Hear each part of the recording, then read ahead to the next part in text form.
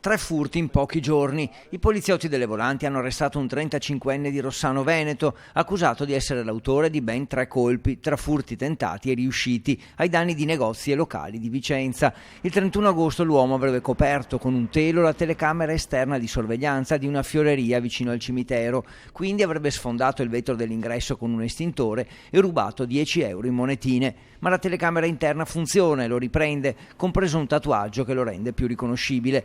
La notte scorsa il titolare della fioreria lo incontra per strada nei pressi dell'Araceli, lo riconosce e chiama la polizia. Gli agenti lo intercettano, lo portano in questura, lo denunciano e lo rimettono in libertà. Poche ore dopo scatta l'allarme di una pizzeria in città. I proprietari sorprendono un uomo che fugge in bicicletta, bottino 50 euro, rintracciato e perquisito, ha con sé una pinza e un piede di porco ed è sempre il 35enne di Rossano. Infine viene ricollegato a un terzo colpo, un tentato furto avvenuto in un bar della zona. Per lui anche una denuncia per ricettazione, non sa spiegare la provenienza della bici usata per fuggire.